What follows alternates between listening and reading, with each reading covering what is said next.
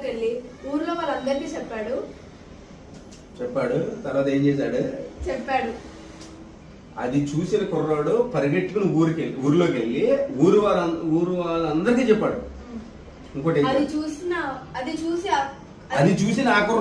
అది చూసిన ఆ కుర్రాడు పరిగెత్తుకుంటూ ఊర్లోకి వెళ్ళి ఊర్లో వాళ్ళందరికీ చెప్పాడు. Take 2 ready action. అది చూసిన ఆ కుర్రాడు పరిగెత్తుకుంటూ ఊర్లోకి వెళ్ళి ఊర్లో వాళ్ళందరికీ చెప్పాడు.